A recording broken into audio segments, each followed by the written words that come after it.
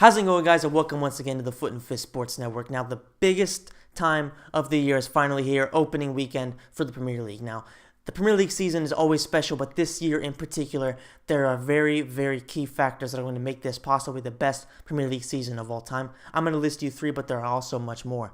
Now, first of all, we have the very best managers in the world. We have Jose Mourinho, Pep Guardiola, Jurgen Klopp, Antonio Conte, Claudio Ranieri, Mauricio Pochettino, all in the same championship. And there is no division in the world, especially in soccer, but even in any sport, where so many great coaches are going to go head-to-head week after week after week. And it will be very interesting to see which manager can sort of put himself ahead of the rest as the best manager in the world. Now, second, we have the Leicester effect.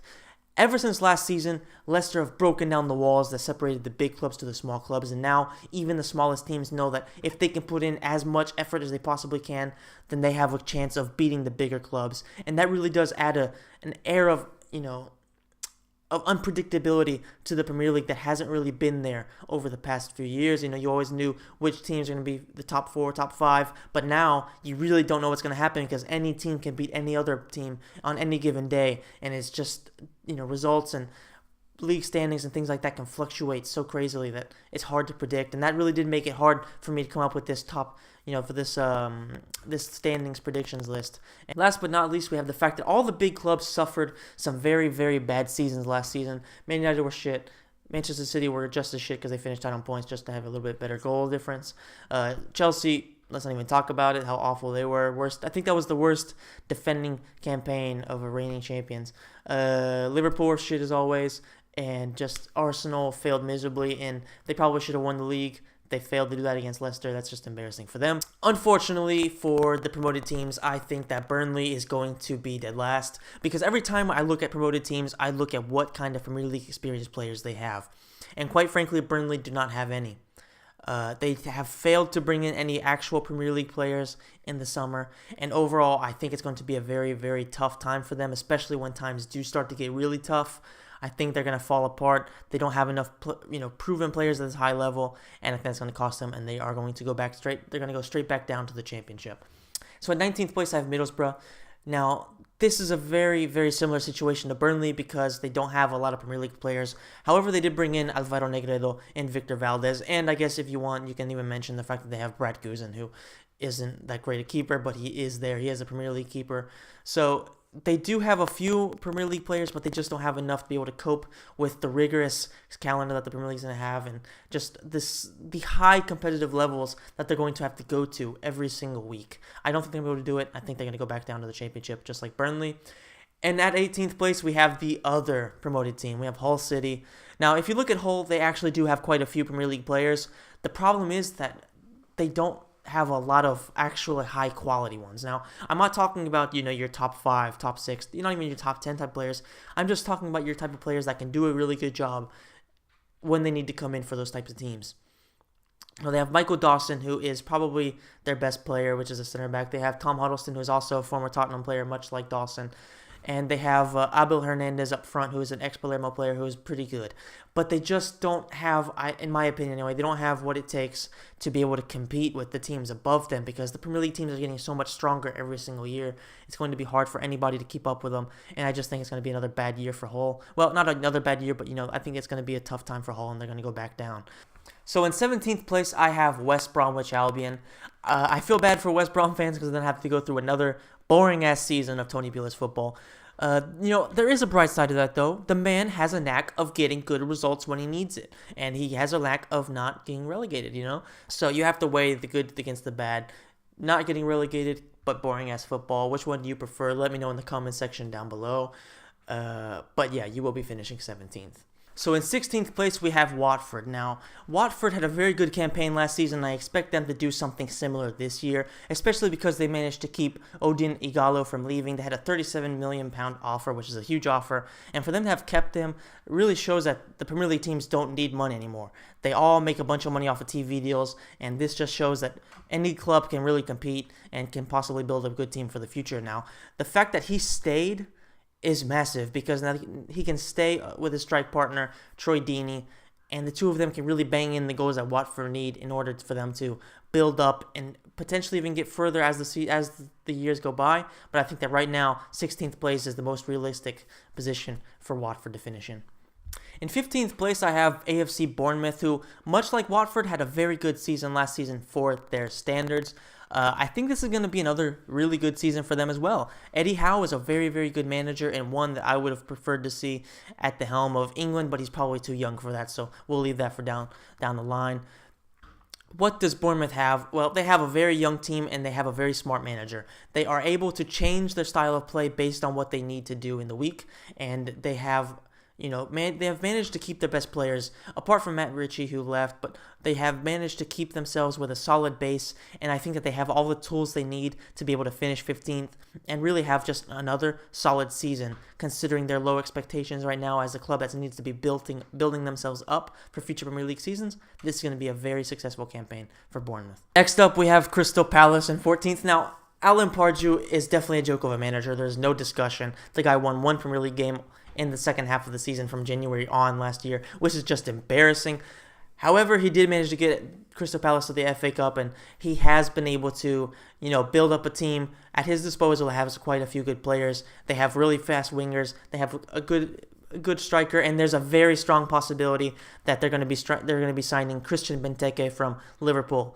And if they can bring him in, then that really does take them to a whole new level, because Benteke, even though he did have a very bad time at Liverpool, he is still a very top striker. We remember what he did at Aston Villa. He was banging in the goals on a regular basis, and he looked like one of those guys who was going to be able to dominate the Premier League, much like Lukaku does now. He was also a young striker who really, really looked good, and all the big clubs wanted him.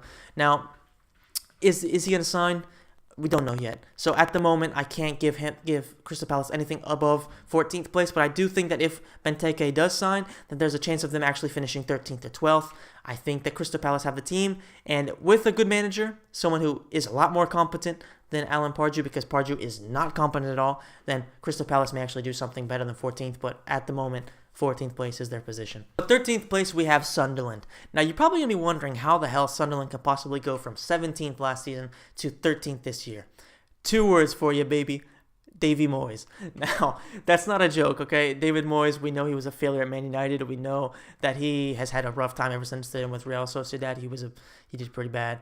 But still, David Moyes is one of those guys who specializes in bringing English teams to mid-table and keeping them there for a long time.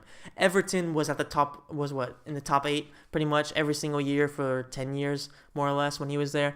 And I think that's exactly what Sunderland hope that David Moyes can do with them. And the team is there. They have some good players. They brought in some extra talent.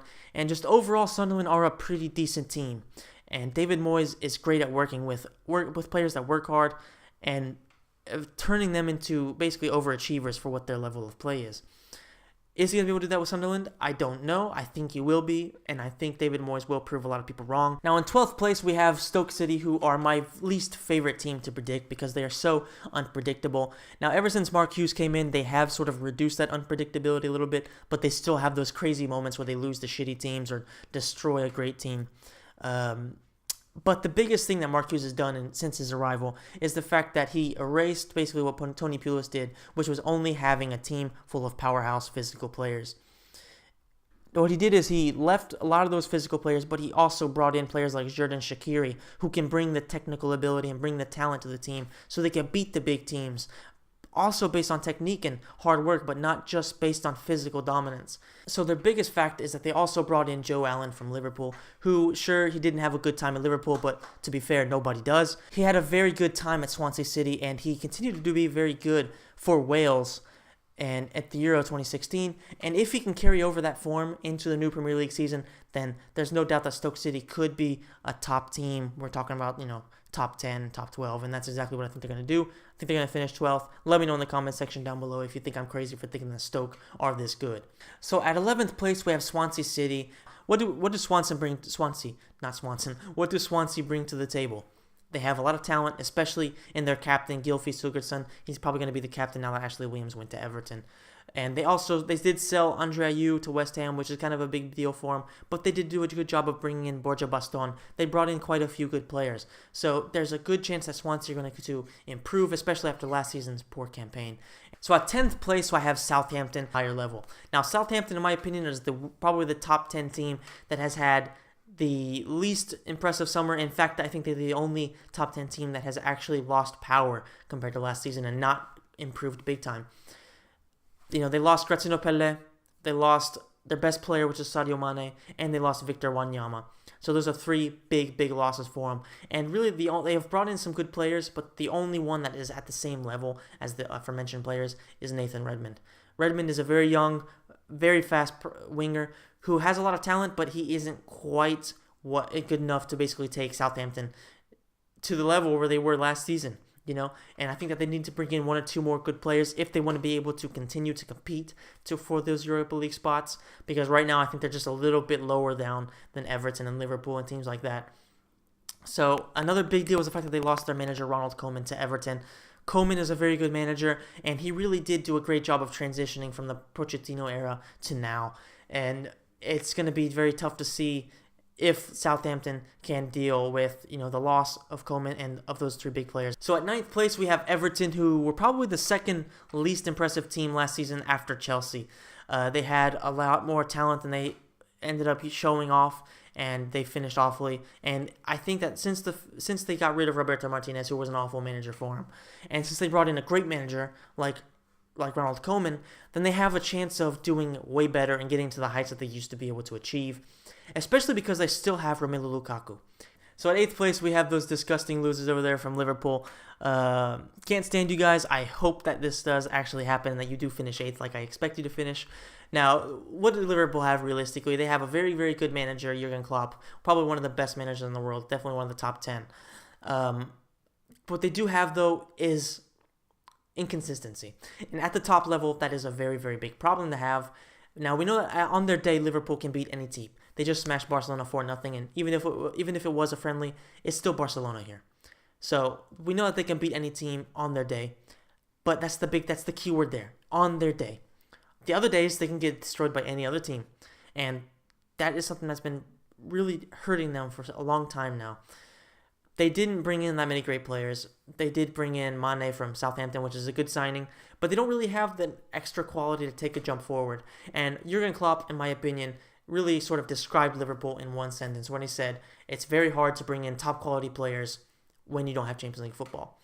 Meanwhile, you have Man United, who are signing Zlatan, Mkhitaryan, Pogba. I'll stop there. That's the difference between United and Liverpool right now. Liverpool aren't that kind of club that can really attract the big players, and they don't have that kind of funds. So before they can even focus on getting into the contention for the top, for the title, they have to find a way to at least get into the top 4. So I think that Klopp has a chance of getting that right now because everything is so unpredictable that Liverpool could end up finishing in the top 4, but right now I think that the other teams ahead of them are more consistent and they have at least the same amount of quality players, if not more. So I think that right now 8th place is good enough for Liverpool. Bad season for Liverpool ahead of them. It's going to be disappointing for them, but I personally am going to enjoy every single minute of seeing Liverpool suffer year after year after year as they have for the last 25 years. And yes, I am talking about the Gerrard slip. Fuck you, Gerrard. Have a good time wherever the hell you are, sucking dick. And I hope to see you around donut time, maybe on punchdrunksports.com. At 7th place, we have West Ham United. Now, West Ham are an interesting team because they left Upton Park and they are now at the Olympic Stadium, which is a pretty big improvement for them when it comes to funds. They're going to have a lot more space. They're going to have a lot more money coming in. And really, for a team that has Dimitri Payet and has a lot of very good players right now, that's a big deal, because that gives them the chance to be able to improve even more. And if they can really bring in Carlos Bacca from Milan, that would be a big signing for them. However, based on what they have right now, I think that 7th is a very, very possible spot. They finished it last season. I think they're going to regain that position next season. I think that if they have Dimitris Payet at the end of the summer, which seems like it's going to happen, and if they're going to have Slaven Bilic, who is a very, very good coach, I think that they have all the foundations they need to be able to build future success. Dimitri Payet sort of brings something that the other teams behind them don't have, which is somebody who can really change a game like that. then I think that does make West Ham a very dangerous team. And they could do better, they could do worse, but I think that 7th place right now is the best position that I can give them. Now, 6th place, we have reigning defending champions, Leicester City. Now, a lot of people are writing off Leicester, and I think that's kind of an unfair thing to do because of the fact that they have a very good team, even though they lost Kante. They still have Mahrez until something happens and he ends up at Arsenal or something like that. And they definitely still have Jamie Vardy. And anytime you have those two guys on the field, then they are very dangerous. They also still have that solid defense they had last season. And really, the only big loss was Kante. That is a big loss, don't get me wrong. But they did a good job at bringing in somebody who's similar to him and Mendy, who isn't anywhere near as good as Kante, but he can still sort of fill in that role. Now, I think it's going to be very naive for somebody to say that Leicester are going to be able to defend their title. But I think that a successful season for Leicester right now would be 6th place, to be able to maintain a spot in Europe. Not even Champions League, just somewhere around the Europa League and maybe even the Champions League if they can really continue to show, basically just to shock the world. But right now, I think that Europa League is probably the most likely spot, and I do have a lot of faith in what they can do, and I think that 6th place is a very realistic opportunity for Claudio Ranieri's Leicester City. At 5th place, we have the sorry-ass Gunners, who, as usual, blew it last season. And over the summer, they have continued to make themselves look really, really stupid by not bringing in a single player that is worthy of Arsenal. Fine, Xhaka is a good player and all that, but is he going to really improve Arsenal? Not really, because he is just another player in the same position that they've always had strength in. So really, they're just wasting their money without actually addressing the weaknesses in the team, and they're going to go another summer without actually signing somebody. Now, allegedly, they are trying to sign Mahrez, but once again, what's the point? They already have wingers. They already have Sanchez. They already have Ozil. They already have Campbell. What they need to do is bring in a striker, a center defensive midfielder, and an actual good defender. Somebody who isn't going to be injured all the time. So until they do that, then Arsenal are not a team that I even fear remotely as title contenders. And to be honest, with Tottenham have gotten stronger, United have gotten much stronger, City have gotten much stronger, Chelsea have gotten much stronger. I think that Arsenal have a very good chance of finishing outside the top 5. Top 4, I have Tottenham Hotspur. I think that they have a very good chance because they already had a very good team last season. And I think that they were kind of screwed over at the end because of the fact that their team is so young and they are so inexperienced when it comes to run-ins. I think that they really are going to have a lot more experience this season, so that's going to help them big time. And having brought in Victor Wanyama to give some relief in midfield and have some more competition, but also have players that can sort of substitute one and have a high-quality midfield even when one of the two players, which is Dele Alli or Eric Dyer, need to be rested or something like that. But they also brought in the striker Jansen. I think that he is a very good striker. He did very well with Ajax last season, and he gives Harry Kane the chance to not have to focus every single game on being at the very top. Sure, if he can fire a goal or two, every couple of games or something like that, then very good.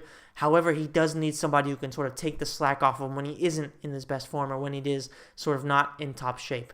So I think that Tottenham have really gotten better, and as long as they have Mauricio Pochettino at the helm of the club, they can pretty much do anything, and the sky's the limit for them. So at 3rd place, it has to be Chelsea. I think that Chelsea are the only team that can really compete with the Manchester clubs this season, especially with Antonio Conte at the helm of the club. Now, they haven't had a very active transfers window, but they don't really need it. They have a very, very good base of team, and they did bring in Batshuayi from Marseille, who is a very good young striker. And if they don't bring in Romelu Lukaku, which is something that a lot of people seem to be thinking is going to happen, then they at least have a very good option to pair with Diego Costa, because we know that Antonio Conte loves to play a 3-5-2, so with two main strikers, and Diego Costa isn't going to be able to do that alone. He needs somebody who's going to have a little bit more speed, and that's exactly what Batshuayi brings to the table. Now, the biggest thing that I think Conte's going to have to deal with is the fact that there are a lot of players inside Chelsea who probably think that they are bigger than the club. We saw with what happened to Mourinho last season that a lot of players, once they sort of feel like they are being sort of put down a little bit, or they don't feel like they are, as loved and respected as they should be, then they want to get rid of the manager. And if Conte can sort of either get rid of those players or at least instill his type of mentality into those players, then it's going to be a hard time for Chelsea. But I think he has the personality to be able to do that, and that's why Chelsea are going to finish 3rd. Now, there are only 2 clubs left, and they are Manchester clubs. Let me know in the comment section down below before I even say who I think is going to be 1st and 2nd. Let me know who you think are going to be 1st and 2nd. Now, personally, what I went on basing this isn't unbiased. I wasn't biased on my decision. I just purely think that certain people have more experience in certain aspects of the Premier League compared to others. So let me just go out and say it. I think that Manchester City are going to finish second. Now, I'm sure there's going to be a lot of people out there that are saying I'm crazy, and to be honest, I probably am crazy. But what I think that Pep Guardiola lacks is the knowledge of the Premier League, and he hasn't been in a championship where he has to deal with 4 or 5 or 6 or even 7 teams that can really compete at any given day. You know, the Premier League has those 6 or 7 teams that have realistic chances of winning the title, and they have all the other teams out there that can really basically surprise anybody on any day. When he was at Bayern Munich, he was by far the best team, and even then, he didn't do all that great. Sure, he got to the semifinals of the Champions League, but for Bayern, that's disappointing. He had a rough time at the end of the last season, which is not very good for somebody who has the very best team by a long shot. With Barcelona, he collapsed that last season. He had some problems going head-to-head with Mourinho. Both guys went nuts, let's just be real. But still, I think that Pep Guardiola is going to have a lot of problems adapting to the style of football that's in the Premier League. His style might not work. However, Jose Mourinho, we know for a fact that his style works. Now we're talking about Manchester City here. Now, transfer market-wise, they have been pretty active. They brought in Gundogan, who, to be quite fair, I question from the very beginning. Why? Because he isn't even fit. He was bought injured, and he's going to be injured for the next couple months probably, and he's always injured. So is he even a decent buy? We know that Guardiola loves that kind of player, but is he really necessary to the team? I personally don't think so. Is John Stones a good signing? There's no doubt that John Stones is a very talented young defender, but is he going to be able to immediately put himself as a very strong defender into Pep Guardiola's plans? I don't know. I don't have that much confidence in him. Thus, I think that he's also a very risky signing. There's just a lot of questions about Pep Guardiola's Manchester City, and I don't think that he brings us the amount of guarantees that Mourinho does for Man United. Now, there's no doubt that Manchester City are going to be a threat, and they could definitely win it. And they probably definitely will win it in the next couple years, at least one. However, I think that right now, Manchester City have too many questions for me to be able to confidently say that they're going to win the league. So I'm not saying this as a Manchester United fan. I'm saying this as somebody whose reputation is on the line. I'm trying to give the best opinion I can possibly give without being biased. I'm trying to just give the most accurate opinion I can see based on what each team has. So Manchester City second. Sorry, City fans, but I'm not really sorry. So in first place, obviously, we have Manchester United. Now, why do I think Man United are going to be so much better than last season? Now, first of all, Jose Mourinho. Jose Mourinho has the know-how. We know that he can definitely dominate in the Premier League. We've seen him win countless Premier League. He's done very, very well with Chelsea over the years. He did, except for last season. He's done great things with Inter. He's done great things with Porto. He's done great things with Real Madrid. We know that when it comes to league format, he can do just about anything. He knows what it takes to win the league. Especially the Premier League, he's done that. He's done all the stressful times of having to go through 5 or 6 very very good teams competing with him all the time. He knows what that stress is like to deal with. He knows what it means to have to go and play in Stoke on a wet Sunday afternoon or whatever you want to call it. He knows what the Premier League is, and he knows how to deal with it. He knows how to go around it and win it. Pep Guardiola simply doesn't have that. Now, he's also brought in 4 very good players. In particular, Paul Pogba, who's a future player, is going to be amazing. We have Zlatan, who I think that right now is going to give us a leadership that we really need. Mkhitaryan, who is probably the best signing we have at the moment because of what he brings to the table right now and what he can bring in the future. Goals, assists, creativity, that's exactly what we need. And especially we have Eric Bailly, who is a very, very young, talented player who in the Community Shield showed that he is very good right now. He was man of the match, and I think that he can't be underestimated. Maybe we shouldn't have too high expectations of him, but we can't underestimate him either. He's a very, very good young player, and he has all the tools to basically be one of the best young players in the future. I think he has all the key elements right now that a central defender alongside Chris Smalling needs. So I think that all these reasons, Wayne Rooney, Zlatan, Martial, Rashford, Ibra, okay, I said Ibra, but whatever, we'll say him twice because it's Ibra. There's just so many options up front, and I think that if those guys can sort of find chemistry and start playing very well together, then we are a very, very scary team to face, especially because our pride is damaged. So Jose Mourinho, just like Manchester United, has a very injured pride after last season, and both him and the club are going to be very, very hungry to go after and achieve the success that they once had. I think that makes us a very, very scary opposition to face for any team, and I think that's going to make us Premier League champions. And I may be, like I said, I may be crazy for thinking this, but what can I say? That's just what I think. So please let me know in the comment section down below who you think is going to win the championship and who you think is going to finish in the top 4 and finish in the Champions League spots. Thanks for watching the video. I hope to see you as the season progresses. I'm going to have matchday predictions and matchday recaps every single week. Thanks for watching. You can find me on punchdrunksports.com as well, so check that out down in the description below. I will see you next time.